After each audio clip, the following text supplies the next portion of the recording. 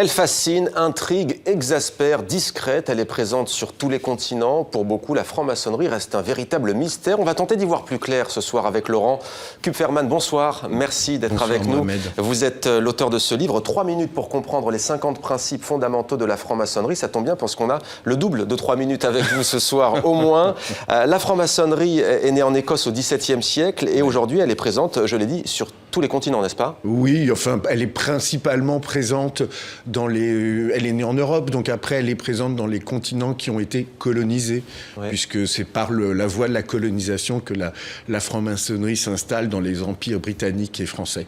Alors, il y a l'histoire des loges, les rituels, les mythes, le langage symbolique, la spiritualité. Édition Le Courrier du Livre.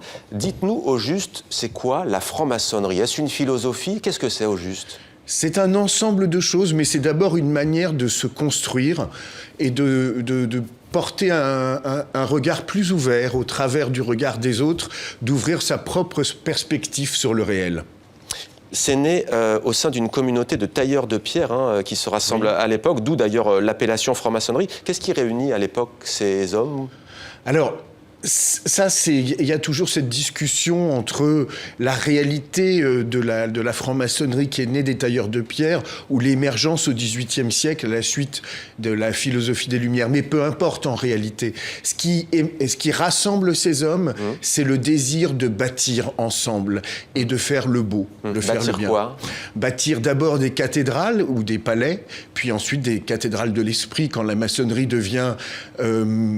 passe de l'ordre du matériel à de l'ordre du spéculatif, comme l'on dit. Vous êtes vous-même membre d'une loge? Oui, je suis membre du Grand Orient de France. Ouais. En général, c'est plutôt secret. Pourquoi les gens ne le disent pas?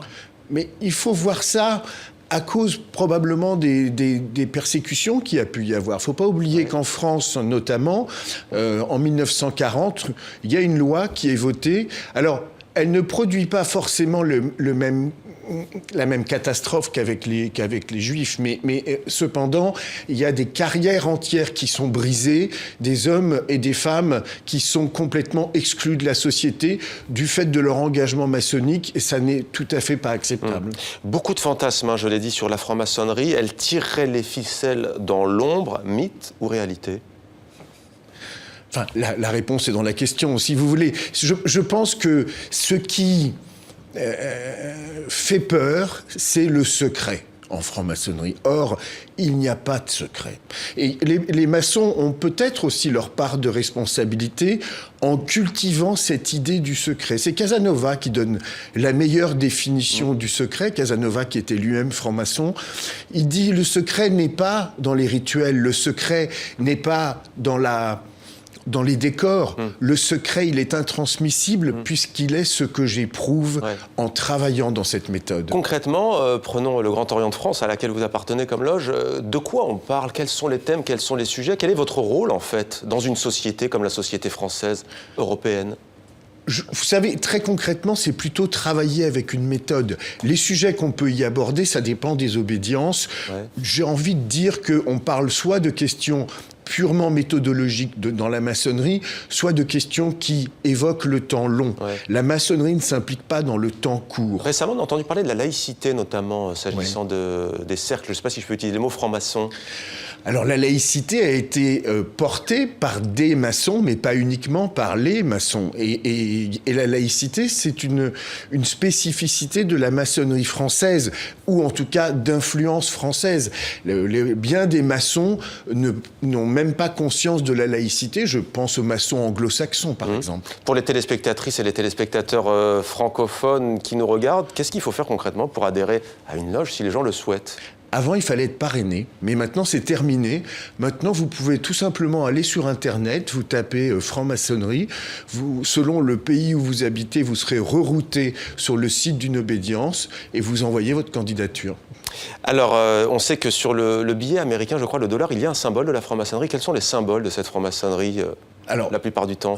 les symboles de la franc-maçonnerie sont des outils qui sont issus des ouvriers, des traditions des tailleurs de pierre, dont vous avez l'équerre, le compas, le fameux delta lumineux, mais qui n'est pas propre à la maçonnerie. Le fameux delta lumineux que vous évoquez sur le dollar, il s'agit de la conscience. Vous le voyez aussi bien sur des églises qu'en maçonnerie.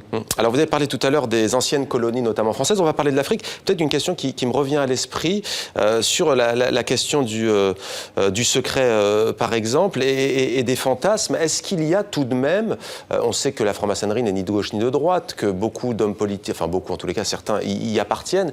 Est-ce qu'ils ont un pouvoir, les francs-maçons, sur la classe politique ? Non. Ça fait partie, encore une fois, des fantasmes qui sont véhiculés parfois par les adversaires, mais même y compris parfois par des maçons pour se donner un peu d'importance.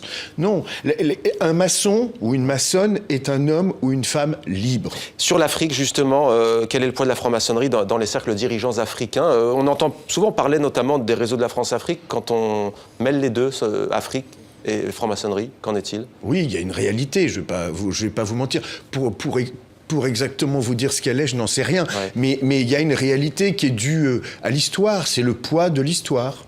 Merci beaucoup Laurent Kupferman avec donc ce livre très richement illustré, les 50 principes fondamentaux de la franc-maçonnerie. 3 minutes pour comprendre, on a eu plus bien entendu sur notre plateau. Merci à vous. Merci Mohamed.